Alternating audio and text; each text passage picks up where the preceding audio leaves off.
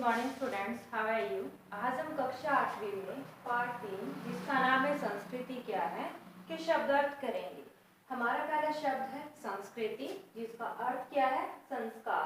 दूसरा शब्द है हमारा सभ्यता जिसका अर्थ है सभ्य होने का भाव। तीसरा है तरक्की जिसका अर्थ है उन्नति या विकास। चौथा है खो जिसका अर्थ है गुफा। पांचवा है गोश्त जिसका अर्थ है मांस। छठा है हमारा लाज जिसका अर्थ है लज्जा या शर्म। सातवां हमारा विनम्रता जिसका अर्थ है विनीत या सुशील। आठवां हमारा है विकार जिसका अर्थ है परिवर्तन होना या रोग। नौवां है हमारा मद जिसका अर्थ है अहंकार। 10वां हमारा है मत्सर जिसका अर्थ है द्वेष या ईर्ष्या। 11वां है हमारा द्रविड़ जाति जिसका अर्थ है दक्षिण भारत के निवासियों का प्राचीन नाम। 12वां है नींव जिसका अर्थ है इमारत का जमीन के अंदर रहने वाला भाग। 13वां है विद्रोह जिसका अर्थ है विरोध। 14वां है हमारा रूढ़ि और जिसका अर्थ है प्रथा।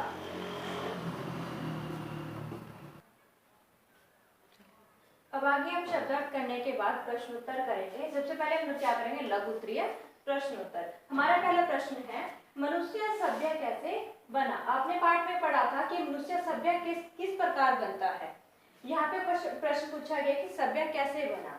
जब मनुष्य अनाज उपजाने लगा, घर में रहने लगा तथा कपड़ा बुनकर पहनने लगा, तब वह सभ्य बना। आपने पाठ में पढ़ा था कि एक समय ऐसा था जब मनुष्य को ना तो अनाज पैदा करना आता था, ना घर बनाना आता था और ना ही कपड़ा बुनना आता था। वो क्या करता था, अनाज की जगह पशुओं का कच्चा मांस खाता था, एक कंदमूल जो भी उनको जंगलों में जो मिलता था वो खा लेता था। उसके बाद उसको घर बनाना भी नहीं आता था। वो घर की जगह कहाँ पे रहता था, या तो पेड़ की छाया में रहता था या फिर पेड़ की जो गुफा होती है उसमें रहता था। उसके बाद यहाँ पर तो कपड़ा बुनकर पहनने लगा। जब उसको कपड़ा बुनना नहीं आता था तो वो क्या करता था, या तो पशुओं की खाल पहनता था या जो पेड़ों के ऊपर की जो छाल होती है वो पहनकर अपनी इज्जत को बचाता था। इसलिए क्या था, जब मनुष्य की सभी चीजें करनी आ गई उसके बाद वो क्या बन गया, सभ्य बन गया। आगे हमारा दूसरा प्रश्न, क्या भौतिक संपदाओं से परिपूर्ण मनुष्य सभ्य और सुसंस्कृत कहलाता है। आपने दोनों में फर्क जाना होगा कि भौतिक संपदा क्या होती है, जो हमें बाहर दिखाई देती है, जो हमारे पास सबको बाहरी जो चीजें होती है वो जो दिखाई देती हैं। सुसंस्कृत में जो हमारी संस्कृति होती है, जो हमारे संस्कार होते हैं। कि भौतिक संपदाओं से परिपूर्ण मनुष्य सभ्य होता है या सुसंस्कृत होता है। इस प्रश्न में आपसे यही पूछा गया है। भौतिक संपदाओं से परिपूर्ण मनुष्य सभ्य कहलाता है, सुसंस्कृत नहीं। यहाँ पे वो बता रहा है कि जो भौतिक संपदा, जो बाहरी जो चीजें दिखाई देती है उनसे जो मनुष्य क्या होता है, सभ्य बनता है, सुसंस्कृत नहीं बनता। मीन्स उसके अंदर संस्कृति नहीं आती, संस्कार नहीं आते।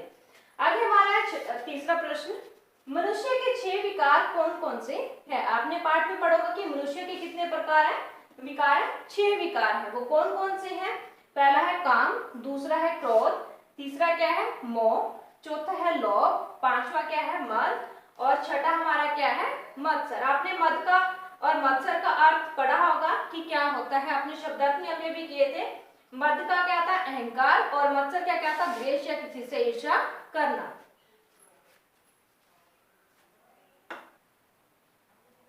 आगे हमारा चौथा प्रश्न, मनुष्य पशु से किस प्रकार भिन्न है। बच्चों आपको भी पता होगा कि मनुष्य में और पशु में दोनों में क्या अंतर होता है। आइए हम पढ़ते हैं इसका उत्तर। आदमी अपने भीतर के विकारों पर काबू रखता है, इसीलिए वह जानवरों से भिन्न है। अभी भी हमने तीसरे प्रश्न उत्तर में इंसान के विकार पढ़े थे कि 6 विकार होते हैं, कि जो आदमी होता है उसके अंदर जो 6 विकार होते हैं वो उन पर काबू पा सकता है। मैं आपको उदाहरण के तौर पर बताती हूँ। अगर हमें किसी के ऊपर क्रोध आता है, इंसान को क्रोध आता है, तो वो 1 मिनट के अंदर अपने क्रोध पर काबू पा सकता है, मीन्स उसको रोक सकता है। अगर जानवर को किसी के ऊपर क्रोध आ जाता है तो उस क्रोध को वो नहीं रोकता। जैसे अगर हम वही चीज ईर्ष्या है, अगर हम किसी से थोड़ी सी जलन महसूस करते हैं तो क्या इंसान क्या 1 मिनट के लिए उसको रोक सकता है, लेकिन जो जानवर है वो अपनी ईर्ष्या पर मतलब कंट्रोल नहीं कर सकता। आगे हम पढ़ते हैं पांचवा प्रश्न, हम सभ्य हैं, संस्कृति क्या है? पाठ के कुछ उदाहरण दीजिए। संस्कृति क्या है? पाठ में हमने पढ़ा कि हम सभ्य की, हम मीन्स मनुष्य, कि मनुष्य सभ्य, वो कैसे सभ्य बना, हम इसको उत्तर पढ़ेंगे। मनुष्य के पास भौतिक संपदाएं है। भौतिक संपदा मैंने अभी आपको बताया था कि जो बाहरी जो चीजें होती हैं, जो बाहरी चीजें होती हैं जो सबको दिखाई देती हैं, वो क्या होती है? भौतिक संपदाएं। अर्थात भौतिक संपदाएं होने का अर्थ क्या है? रोटी, कपड़ा और मकान। इसलिए क्या मनुष्य सभ्य है कि जो मनुष्य उसके पास क्या है? रहने के लिए मकान भी है, पहनने के लिए कपड़ा है और खाने के लिए क्या है? रोटी है। इसलिए मनुष्य जो क्या है वो क्या बन गया? सभ्य बन गया।